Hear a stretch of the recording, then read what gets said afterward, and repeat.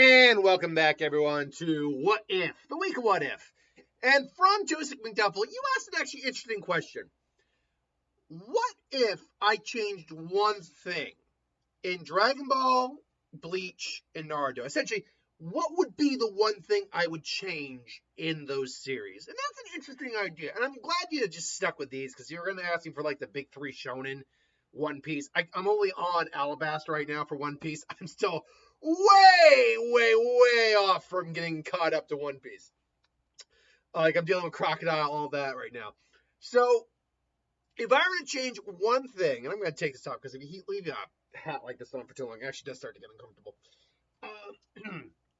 But if I were to change one thing in each, what would it be? Let's start with Dragon Ball. Because Dragon Ball has probably the most linear storyline. Whenever I do a what if for Dragon Ball, it's a very easy road to go down when it comes to a Dragon Ball Z what if. So, because even changes don't branch out into anything truly, what's the best way to put it? Anything truly elaborate. Whereas Naruto has so many moving parts going on in its story that it is a bit more difficult to actually do a what if change with it and hope for just a linear storyline. So what would be the thing I would change in Dragon Ball? And I had to think on this for a little bit.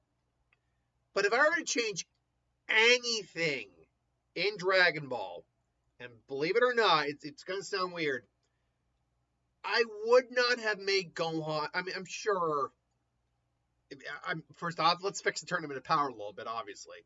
In fact, that might be my real big change, but if we're talking about like one singular change, until Goku is proven to be the strongest again, I don't know if I would have given Gohan a beat.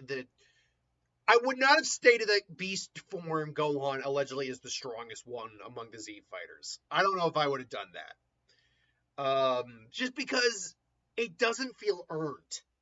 Like with Gohan's a couple. Yes, he has the potential, arguable greater potential than Gohan being a hybrid. But with any one of his major power-ups, it always came after a training arc is the thing. That's the real catch. It's like you might say, well, Gohan has his rage boost. Yeah, but that's inherent to him. Gohan still trained with Piccolo, so he got stronger. Gohan still trained on Navi. He still got the potential unlocking. He still trained with his father in the Hyperbolic Time Chamber to go against Cell. And so, yes, he still had Super Saiyan 2 in his back pocket when he absolutely needed to and had that, break. But, or that release of power fuel. But, that said, it was still came with training and all that. And then you had Ultimate Gohan. He had to sit around for God knows how long and wait for Old Kai to finish his ritual. But then Beast Gohan comes around and it's just not earned. Like Gohan struggles to go into Super Saiyan. He struggles to go into then his ultimate form. And then, then he snaps and goes into freaking Beast Gohan mode. Super Saiyan Beast mode, whatever you'll call it now. So it just doesn't, actually, it doesn't seem warranted, justified. It doesn't. So I say I probably would, if it's a weird change to make, but I'd probably say it's not as strong, or it's at least equal. Make it say it's equal to Goku and Vegeta. That was the other thing too. Saying that Piccolo was now roughly equal to Super Ultra Instinct and Ultra Ego Gohan and Goku, or Goku and Vegeta. That I felt was a stretch too. Like, okay, yeah, you just needed to make them on par with these guys, so in case another Tournament of Power comes, you can say, hey, they're on par. I just don't buy that. But if we're talking about a bigger change, I probably would have changed a few things about the Tournament of Power. I probably would have changed some of the characters around. At least if we're talking about the anime. The manga I don't play a big part of. Or don't really follow as well. But I would probably change up a few things with like some of the fighters. How some of them went out. For example, Krillin. I could understand the Krillin one, honestly. Just because Krillin got a little bit too big of a head on him. A little bit of an ego. Roshi's also was a good exit. Tien probably should have knocked out one other person, though. I'll say I wouldn't have made that change. Give him one other person. I also would have changed how Piccolo went out. Piccolo went out. No, I can't agree with the way Piccolo went out in that. He did because he just literally went out to these random guys who were just had all these esoteric, like random, unique abilities. I can't accept that one, unfortunately. So I probably would have changed that. In Bleach, look, this is hard. This is weird to say, honestly, but because we haven't finished the Thousand Year Blood War anime, we haven't finished out whatever we're gonna see in the thousand year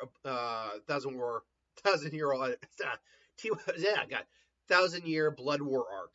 In and we know there's gonna be new stuff added in there, like a large amount of new stuff added in there. So it's hard to, it's weird to say anything about the Thousand Year Blood War arc because we haven't completed yet.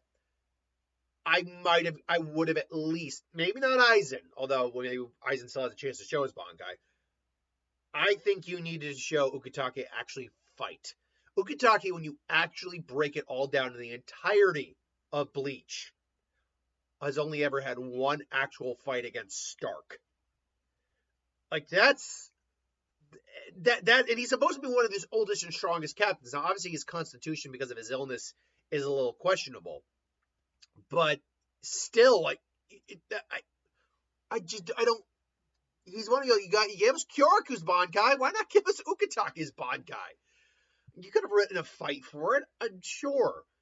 But if I'm changing one thing story wise, I actually might have. I think I would have let Stark live.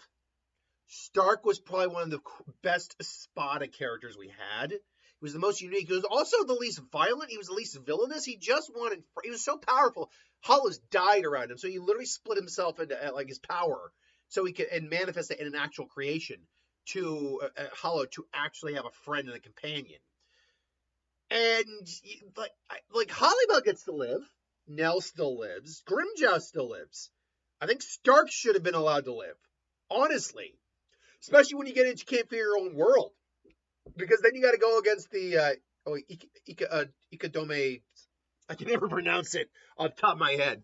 The Hollow, the Hollow sealed in the sword, who actually beat Yamamoto back in the day, and having to go against someone like Stark as well, who's arguably the strongest Espada, not including Yami when he becomes a Zero Espada. Even then, that's conditional.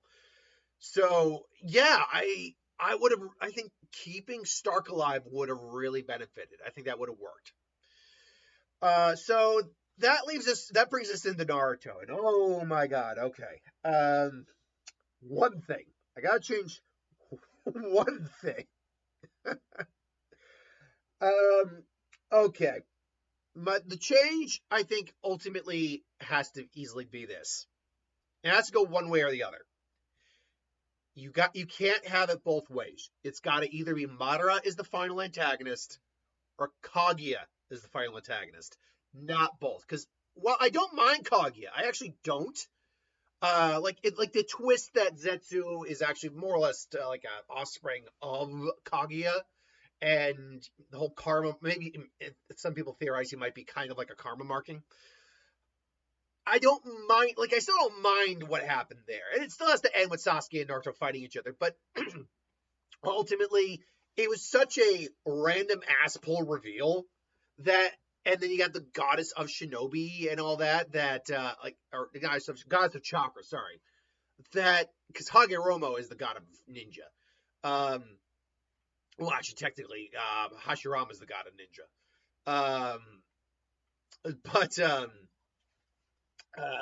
Yeah, it's one of those things where I think you need to go one way or the other. Now, which way do I go?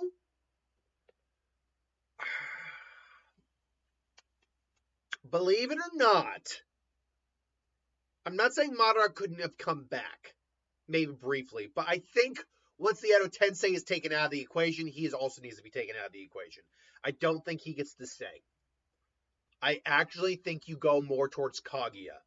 Because when you actually look at the whole because you already had, because really you had Obito going to six pass form, all that. Why not just have Obito turn into Kaguya instead? Why did you need to go about then into Madara into Kaguya? So honestly, and when you think about like what Zetsu was actually trying to do and like the ultimate, like the divine tree, creating it, all that, the infinite Tsukiyomi still could be a thing. Like Kaguya, when you actually look at the setup, does make sense. It's just that you decided to make Madara the main villain instead, and then to say, oh no, Kaguya's the main villain now. Like you can't go main villain to main villain to main villain. You need to have no more than two. Because you can't have plot twist. You can't M Night Shyamalan this 3 times over. You just can't do that. And obviously, it would still end with Sasuke and Naruto fighting. Like that is where the culmination of the entire series is Sasuke and Naruto fighting. I actually, no joke, had a thought while I was not dreaming, but I was like in bed and just thinking, like I was like still getting up. I'm like, okay, I need to get up. And I had this weird thought for a what if that I might do at some point. Whereas, what if Naruto just naturally kills people when he fights? Like it's not quite One Punch Man, but it's just like a weird curse. Like no matter who he fights, they die. That would be a one shot because the amount of changes that would happen. It's not, and I mean, like, no matter who he fights, like, Naruto knows this and just like, I'm not going to fight Kakashi. I'm just going to stay here. So, like, and he learns this quickly because immediately he spars with, like, a no-name in the Academy kid just ends up dead somehow. And people would blame him and all that. And then it's like, I can't spar with you, Kakashi Sensei. I can't. He never tries to fight Sasuke or Sakura or anyone. And then he fights Haku and just kills him. Oh, wow. Fights Zabuza. Zabuza's dead. Oh no, fights Gar's dead. Fights Orochimaru just dies. Like, I think that'd be hilarious. As I go, I'll save it for April. I'll save it for like the April Fool's kind of like what if or whatever, because that is kind of funny in my mind. Just immediately kills people for no reason. Like, oh, why? But yeah, like you gotta go. I think you gotta go one way or the other, and I actually will lean towards Kaguya. Just take out Madara from the equation. Do what you did with Madara on Obito, and honestly, that entire thing flows better. That, or if you want to go the other route, make Madara the final bad guy, and basically just have him just do what you did with Kaguya, just with Madara. Like, he's gotten even that much stronger. And so, you kind of do a Kaguya thing in whatever way you need to with him, and seal him away, or kill him, or whatever. Those would be the changes I would do to Dragon Ball, Naruto, and Bleach, though. What do you think? Let me know in the comments below. Thanks for watching. I'll see you next time.